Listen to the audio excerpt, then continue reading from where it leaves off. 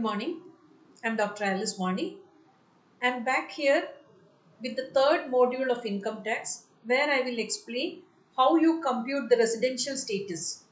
So this module is divided into three parts.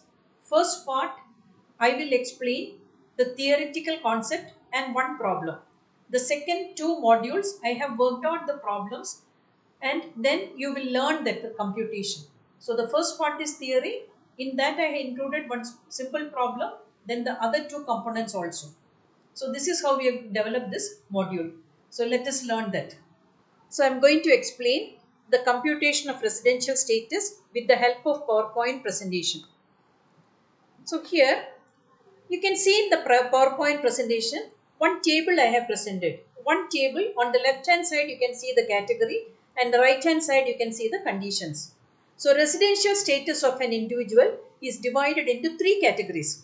One is resident and ordinarily resident. Second is resident and not ordinarily resident. And third is non-resident.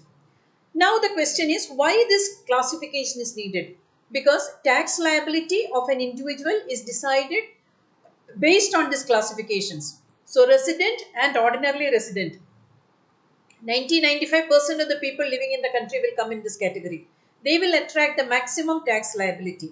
Second category, resident and not ordinarily resident, will attract less tax liability compared to the first category. But they will be definitely paying more than non-residents. The third category, non-residents, their tax liability is comparatively nil and in certain exceptional cases they have to pay the tax. So that is why this categorical definition or classification is needed. Now we are coming to the conditions. So first condition, if he has to be called as a resident and ordinarily resident, he has to satisfy one basic condition plus both the additional conditions. Second one, resident and not ordinarily resident. He has to satisfy one basic condition and either one additional condition or no additional conditions at all. Third one is non-resident. Non-resident meaning he is not satisfying any of the basic conditions.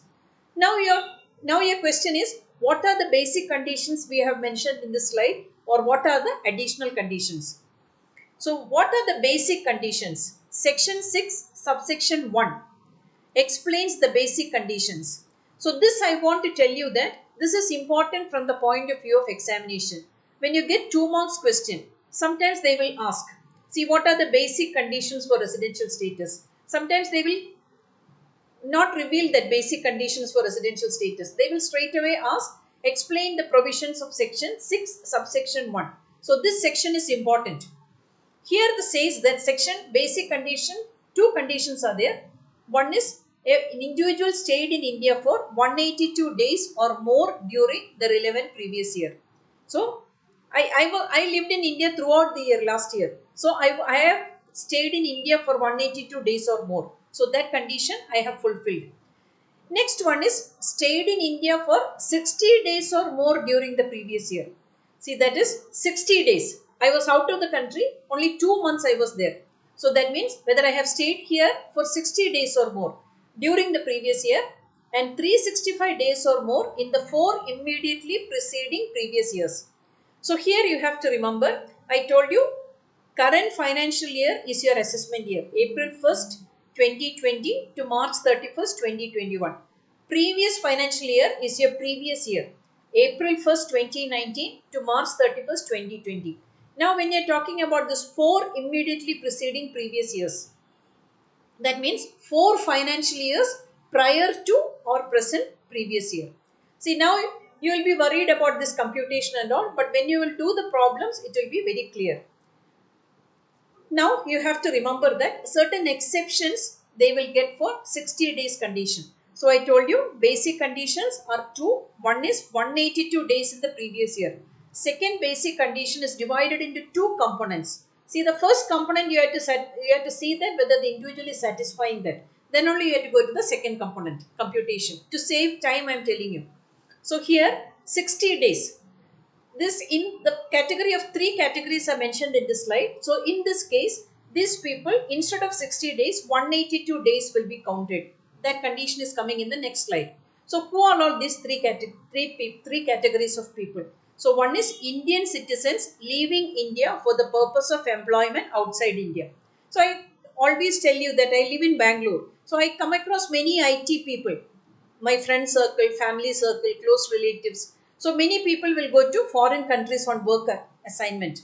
They may sometimes live for years together, sometimes for months together.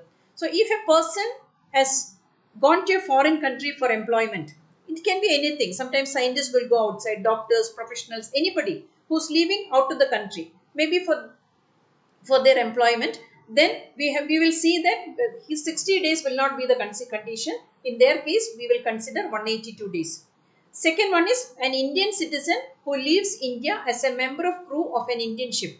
See, exempted income and all, we are seeing that Indian ship, foreign ship, crew members of the foreign ship, we are learning this. So Indian ship, the condition is that if a person is leaving India as a member of a Indian ship or a crew member of an Indian ship, then also they will not be considering 60 days, we will be considering the 182 days. So if a crew for a ship, meaning you have to remember that they will be traveling across the globe, different countries.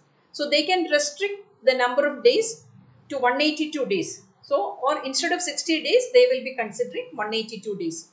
Third one is Indian citizen or a person of Indian origin who's living outside India comes on a visit to India during the previous year. Many people live abroad. So when they will come to India, maybe to visit their family, maybe to visit their parents, maybe parents are hospitalized or death of a family member or for tourism or for Ayurvedic treatment or for any other purpose, they will come to India. So here in this case, that case also, instead of 60 days for the second basic condition, we will be considering the 182 days. So in the case of exceptions mentioned above, instead of 60 days for the basic condition, 182 days will be considered. This will be made clear when we will do the problems. Now additional conditions, section 6, subsection 6. Now this also is important from the point of view of examination. See, sometimes in section A question, they will ask what are the additional conditions for residential status computation.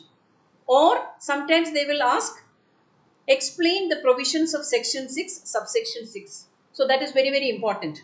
So here you have to remember, he or she is a resident of India. Two conditions are there. Just like basic conditions, additional conditions are also two.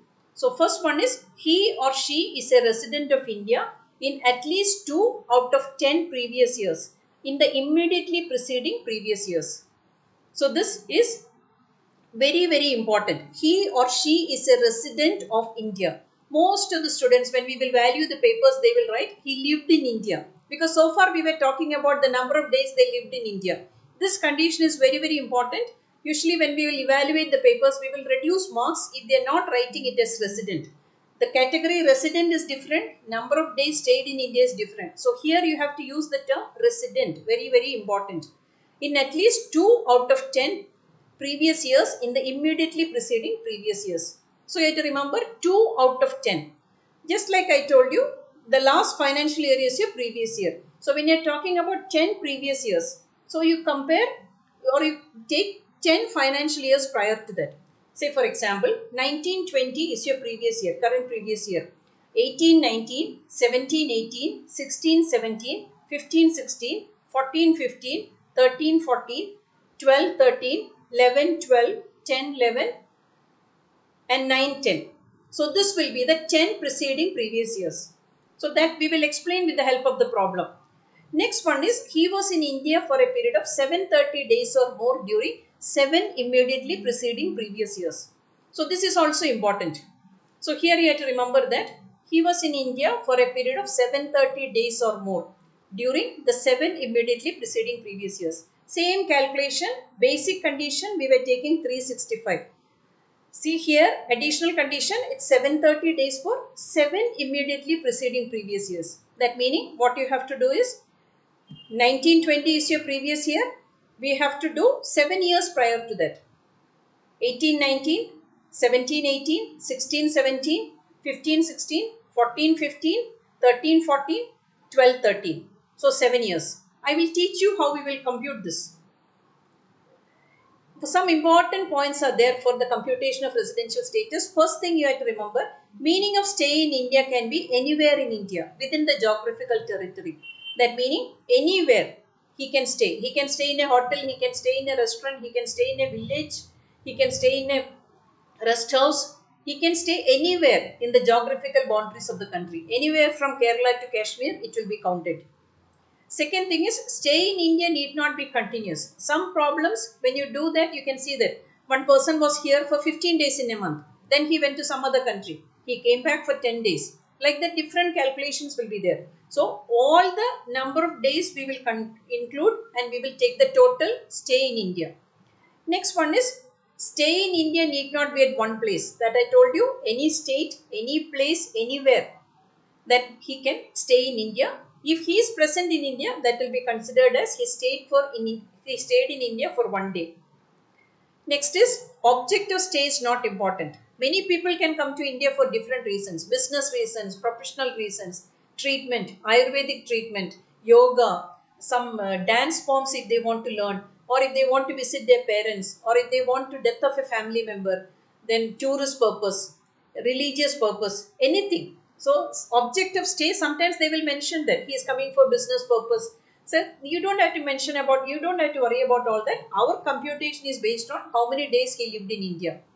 Next is day of arrival and day of leaving are both considered for counting the period of stay in India. This is very, very important. You have to remember that, see, if I am leaving on today's June 13th, if I am going to Dubai on June 13th also I was in India. If I am coming back on December 25th, so December 25th also I am in India. The day of leaving and the day of arrival will be considered, because sometimes the residential status will change with just one day calculation. So 181 days if you take instead of 182 days, your calculation will go wrong. So this is very, very important. You have to remember that. Now, first problem we will do. The first one is Mr. A lived in India for 26 continuous years and went to England on April 1st, 2018. He returned to India on 15 February 2020 to take up salaried job. What is the residential status of Mr. A for the assessment year 2021? So this is a very simple problem. First problem, when you get residential status, still you will learn the concepts. Always you write what is the relevant previous year. That you know that April 1st, 2019 to March 31st, 2020. Next one you write what is the relevant assessment year. April 1st, 2020 to March 31st, 2021. Now you have to see that the first condition is number of days he lived in India in the relevant previous year. So this, it is mentioned that February 15th he came to India, February 15, 2020. That meaning you have to, if it's in between the month, you have to count the number of days stayed in India using your fingers. Count with your fingers. Then only you will get the correct value. You cannot subtract from the, see, February may have 28 days or 29 days. So 28 minus 15, you will never get the correct answer. Or 29 minus 15.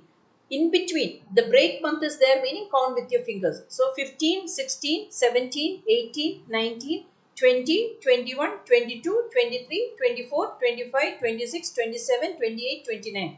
15 days in February. If it's a full month, you don't have to use your fingers. Directly you can write that. So just March 31st you can write as it is, because you don't have to count. He was there in India. So 15 days and 31 days, total days you will get 46 days. So that meaning 46 days only he stayed in India. So we have to see whether he satisfied his first basic condition. First basic condition is 182 days or more during the relevant previous year. He has not satisfied. Second condition also, it's divided into two components. One is 60 days and 365 days for the 4 immediately preceding previous years. So even this second basic condition, that 60 days also he has not fulfilled. That means he was here in India only for 46 days. So that condition also is not satisfied. Therefore, he is a non-resident in India.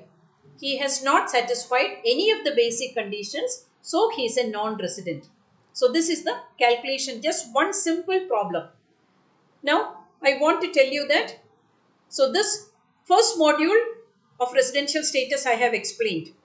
Now you have to remember that I am going to explain 2 more modules for this. That will be exclusively for doing the problems.